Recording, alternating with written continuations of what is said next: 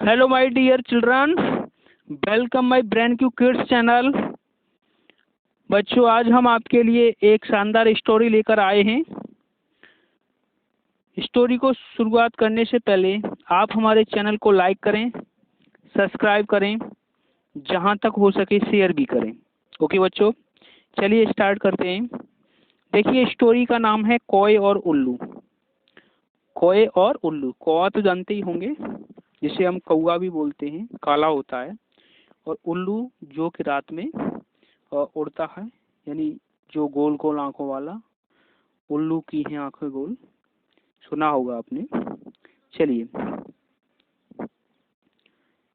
बच्चों, ध्यान देंगे। बहुत समय पहले की बात है कि एक वन में एक विशाल बरगद का पेड़ कौओं की राजधानी था। यानी उस बरगद के पेड़ पर बहुत सारे कौए रहते थे, निवास करते थे। ओके बच्चों, हजारों कौए उस पर वास करते थे। उसी पेड़ पर कौओं का राजा मेघवर्ण भी रहता था। एक कौओं का जो राजा था उसका नाम था मेघवर्ण। ओके, अच्छा चलिए आगे देखते हैं। बरगद के पेड़ के पास ही एक पहाड़ी थी, जिसमें असंख्य गुफाएं थी। पहाड़ी समझते होंगे, पहाड़, गुफाएं जानते होंगे, पहाड़ के अंदर जो रहने का स्थान बना लेते हैं जंतु। गुफाएं थी। उन गुफाओं में उल्लू निवास करती थी। उन गुफाओं में कौन निवास करते थे? उल्लू। ओके, अच्छा चलिए आगे देखते हैं। उनका राजा अरिमर्दन था, यानी उल्लुओं का जो राजा था उसका नाम था अरिमर्दन। ओके बच्चों, तो अरिमर्दन बहुत पराक्रमी राजा था। कौओं को तो उसने उल्लुओं का दुश्मन नंबर 1 घोषित कर रखा था। ओके, उसे कौओं से इतनी नफरत थी, किसी कौए को मारे बिना वो भोजन नहीं करता था। कौन? जो अरिमर्दन था, उल्लुओं का राजा। ओके बच्चों, जब बहुत अधिक कौए मारे जाने लगे तो उनके राजा मेघवर्ण को बहुत चिंता हुई। किनके राजा? कौओं के राजा को चिंता हुई कि उसने कौओं की एक सभा इस समस्या पर विचार करने के लिए बुलाई। यानी बहुत सारे कौए मारे जाने लगे, तो कौओं के राजा ने विचार किया और एक सभा बुलाई, मीटिंग बुलाई। तो मेघवर्ण बोला, यानी बहुत सारे कौए इकट्ठे हो गए, तो मेघवर्ण ने कहा, मेरे प्यारे कौओं, आपको तो पता ही है कि उल्लुओं के आक्रमण के कारण हमारा जीवन असुरक्षित हो गया है। किसने कहा? जो कौआ का जो राजा था मेघवर्ण, उसने कहा। ओके बच्चों, हमारा शत्रु शक्तिशाली है। यानी उनका शत्रु कौन था? उल्लुओं का राजा अरिमर्दन। शक्तिशाली का मतलब होता है बलवान, ताकतवर है और अहंकारी भी है। हम पर रात को हमले किए जाते हैं, हम रात को देख नहीं पाते, क्योंकि जो उल्लू होता है वो रात को देख लेता है, कौआ रात को देख नहीं पाते। अच्छा, हम दिन में जवाबी हमला नहीं कर पाते, क्योंकि वे गुफाओं के अंधेरे में सुरक्षित बैठे रहते हैं। ओके बच्चों, यानी रात को जो उल्लू थे वो कौओं पर हमला करके और दिन में अपनी गुफाओं में बैठ जाते थे छुपकर। वो गुफाओं में कौआ नहीं जा सकते थे, क्योंकि उसमें अंधेरा रहता था, यानी दिखाई नहीं देता था।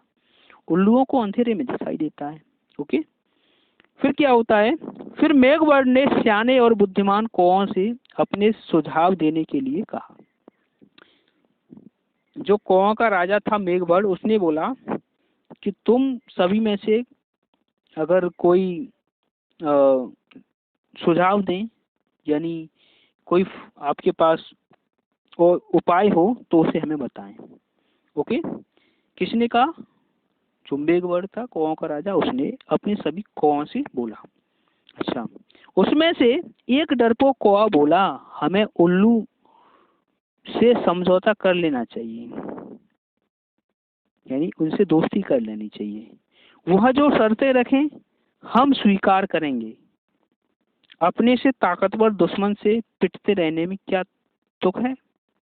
ये किसने कहा, एक डरपोक कौवा था उसमें से। तो उसने बोला। अब बात आती है, दूसरा कौवा बोला। बहुत से कौओं ने काव काव करके विरोध प्रकट किया, यानी काव काव करके चिल्लाने लगे कि ऐसा नहीं हम कर सकते। अच्छा, एक गरम दिमाग का कौवा चीखा। उसने कहा, हमें उन दुष्टों से बात नहीं करनी चाहिए, सब उठो और उन पर आक्रमण कर दो। ओके बच्चों। अच्छा, आगे देखिए। एक निराशावादी कौवा बोला, शत्रु बलवान है, हमें यह स्थान छोड़कर चले जाना चाहिए। यानी सभी ने अपने अपने अलग अलग मत दिए। ओके, तो सियाने कौवे ने सलाह दी, अपना घर छोड़ना ठीक नहीं होगा, हम यहाँ से गए तो बिल्कुल ही टूट जाएंगे, हमें यहीं रहकर और पक्षियों से सहायता लेनी चाहिए। ओके, कौओं में सबसे चतुर और बुद्धिमान स्थिरजीवी नाम का कौवा था, जो चुपचाप बैठा सबकी दलीलें सुन रहा था। राजा मेघवर्ण उसकी ओर मुड़ा और बोला, महाशय आप चुप क्यों हैं, मैं आपकी राय जानना चाहता हूँ। तो स्थिर जीवी बोला, महाराज शत्रु अधिक शक्तिशाली हो तो छल नीति से काम लेना चाहिए। तो राजा ने पूछा, कैसी छल नीति, जरा साफ साफ बताइए। स्थिर जीवी ने फिर कहा राजा से, तो आप मुझे भला बुरा कहिए और मुझ पर जानलेवा हमला कीजिए। किसने कहा, स्थिर जीवी ने अपने राजा से कहा। मेघवर्ण चौंका, यह आप क्या कह रहे हैं स्थिर जीवी। स्थिर जीवी ने फिर से कहा, राजा मेघवर्ण वाली डाली पर जाकर कान में बोलो, छल नीति के लिए हमें यह नाटक करना पड़ेगा। ओके, यानी जो स्थिर जीवी था उसने जाकर, यानी बहुत पास में जाकर उसके कान में बोला राजा के में कि ये नाटक करना पड़ेगा हमें छल नीति के लिए, हमें जीतने के लिए, हमें उल्लुओं को मारने के लिए। ओके, तो हमारे आसपास के पेड़ों पर उल्लू जासूस हमारी इस सभा की सारी कार्यवाही देख रहे हैं, इसलिए उन्हें दिखाकर हमें फूट और झगड़े का नाटक करना होगा। इसके बाद आप सारे कौओं को लेकर ऋष्यमुख पर्वत पर जाकर मेरी प्रतीक्षा करना। मैं उल्लुओं के दल में शामिल होकर उनके विनाश का सामान जुटाऊंगा, घर का भेदी बनकर उनकी लंका ढहाऊंगा। ओके, किसने कहा, स्थिर जीवी नाम का एक कौवा था, उसने अपने राजा से कहा, प्लान बताया। ओके, चलिए देखो आगे क्या होता है बच्चों। फिर नाटक शुरू हुआ। स्थिर जीवी चिल्लाकर बोला, मैं जैसा कहता हूँ वैसा कर राजा के बच्चे, क्योंकि हमें मरवाने पर तुला है। यानी नाटक शुरू कर दिया उन्होंने। तो मेघवर्ण चीख उठा, गद्दार, राजा से ऐसी बदतमीजी से बोलने की तेरी हिम्मत कैसे हुई। कई कौए एक साथ चिल्ला उठे, इस गद्दार को मार दो। तो राजा मेघवर्ण ने अपने पंख से स्थिर जीवी को जोरदार झापड़ मारकर तनी से गिरा दिया, यानी डाली से गिरा दिया। ओके, और घोषणा की कि मैं गद्दार स्थिर जीवी को कौवा समाज से निकाल रहा हूँ। अब से कोई कौवा इस नीच से कोई संबंध नहीं रखेगा। ओके बेटा, आसपास के पेड़ों पर छिपे बैठे उल्लू जासूसों की आंखें चमक उठी। जो उल्लू जासूस बैठे थे छुपकर, उन्होंने उनकी आंखें चमक उठी और वे देखने लगे कि इनमें तो झगड़ा हो गया, इनमें फूट पड़ गई। उल्लुओं के राजा को जासूसों ने सूचना दी कि कौओं में फूट पड़ गई, मार पीट कर गाली गलौज हो रही है। इतना सुनते ही उल्लुओं के सेनापति ने राजा से कहा, महाराज यही मौका है कौओं पर आक्रमण करने का। इस समय हम उन्हें आसानी से हरा देंगे। तो उल्लुओं के राजा अरिमर्दन को सेनापति की बात सही लगी। ओके, उसने तुरंत आक्रमण का आदेश दे दिया। बस फिर क्या था, हजारों उल्लुओं की सेना बरगद के पेड़ पर आक्रमण करने चल दी, परंतु वहां पर एक भी कौआ नहीं मिला। मिलता भी कैसे? योजना के अनुसार मेघवर्ष सारे कौओं को लेकर ऋष्यमुख पर्वत की ओर चला गया था। ओके बेटा, पेड़ खाली पाकर उल्लुओं के राजा ने थूका। क्या कहा? कौए हमारा सामना करने की बजाय भाग गए। ऐसे कायरों पर हजारों थू। सारे उल्लू हू हू की आवाज निकालकर अपनी जीत की घोषणा करने लगे। नीचे झाड़ियों में गिरा पड़ा स्थिरजीवी कौआ यह सब देख रहा था। स्थिरजीवी ने काऊ काऊ की आवाज निकाली। उसे देखकर जासूस उल्लू बोला, अरे यह तो वही कौआ है जिसे इनका राजा धक्का देकर गिरा रहा था और अपमानित कर रहा था। उल्लुओं का राजा भी आया। उसने पूछा, तुम्हारी यह दुर्दशा कैसे हुई? स्थिरजीवी बोला, मैं राजा मेघवर्ष का नीति मंत्री था। मैंने उनको नेक सलाह दी कि उल्लुओं का नेतृत्व इस समय एक पराक्रमी राजा कर रहे हैं, तो हमें उल्लुओं की अधीनता स्वीकार कर लेनी चाहिए, यानी उनमें शामिल हो जाना चाहिए और उन राजा की बात हमें माननी चाहिए। तो मेरी बात यह सुनकर मेघवर्ष क्रोधित हो गया और मुझे फटकार कर कौओं की जाति से बाहर निकाल दिया। मुझे अपनी शरण में ले लीजिए। यानी जो कौआ पड़ा हुआ था, जिसने योजना बनाई थी, वह बोला उल्लुओं के राजा से कि मुझे अपनी शरण में ले लीजिए और अपने परिवार में शामिल कर लीजिए। उल्लुओं का राजा अरिमर्दन सोच में पड़ गया। ओके बेटा, उसके सियाने नीति सलाहकार ने कान में कहा, राजन, शत्रु की बात का विश्वास नहीं करना चाहिए। यह हमारा शत्रु है, इसे मार दो।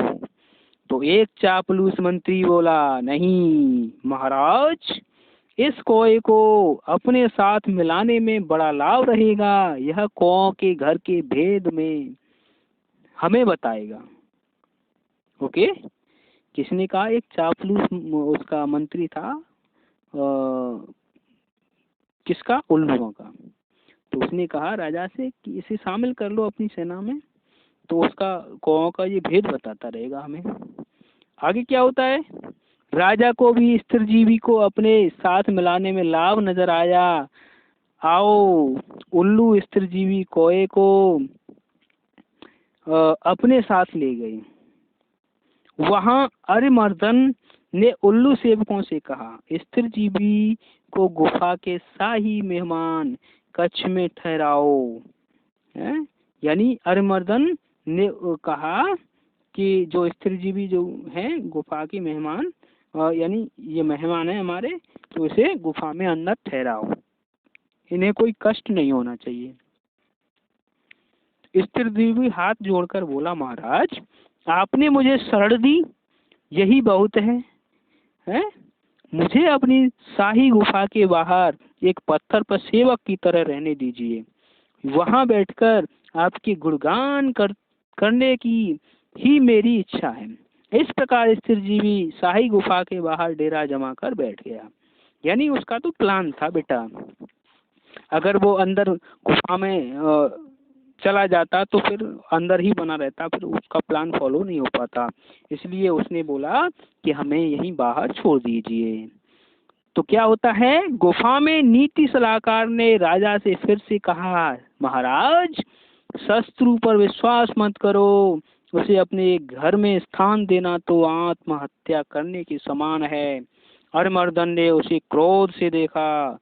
तुम मुझे ज्यादा नीति समझाने की कोशिश मत करो, चाहो तो तुम यहाँ से जा सकते हो। नीति सलाहकार उल्लू अपने 2-3 मित्रों के साथ वहां से सदा के लिए यह कहता हुआ विनाश काले विपरीत बुद्धि, और चला गया। ओके, आगे देखिए बेटा। कुछ दिनों बाद स्थिरजीवी लकड़ियां लाकर गुफा के द्वार के पास रखने लगा और बोला अरिमर्दन से, यानी राजा, उल्लुओं के राजा से उसने कहा, सरकार, सर्दियां आने वाली हैं, मैं लकड़ियों की झोंपड़ी बनाना चाहता हूँ ताकि ठंड से बचाव हो। धीरे धीरे लकड़ियों का काफी ढेर जमा हो गया। एक दिन जब सारे उल्लू सो रहे थे तो स्त्रीजीवी वहां से उड़कर सीधे ऋष्यमुख पर्वत पर पहुंचा, जहां उसके साथी मेघबर्ड कौ सहित उसकी प्रतीक्षा कर रहे थे। ओके, यानी प्लान के अकॉर्डिंग उसका इंतजार कर रहे थे। तो स्त्रीजीवी ने कहा, अब आप सब निकट के जंगल से जहां आग लगी है एक एक जलती लकड़ी चोंच में उठाकर मेरे पीछे आइए। उसी ने कहा, स्त्रीजीवी ने, ओके, कौ की सेना चोंच में जलती लकड़ियां लेकर स्त्रीजीवी के साथ गुफाओं की ओर बढ़ने लगी। स्त्रीजीवी द्वारा ढेर लगाई गई लकड़ियों में आग लगा दी गई। सभी उल्लू जलने या दम घुटने से मर गए, क्योंकि वो गुफा के अंदर ही सो रहे थे या बैठे हुए थे और गुफा के द्वार पर ही आग लगाई गई थी, जिससे उनका दम घुट गया और सब मारे गए। तो राजा मेघबर्ड ने स्त्रीजीवी को कौआ रत्न की उपाधि दी। ओके, तो इससे हमें सीख क्या मिलती है? शत्रु को अपने घर में पनाह देना, यानी अपने घर में पनाह का मतलब होता है जगह देना, अपने ही विनाश का सामान जुटाना होता है। ओके।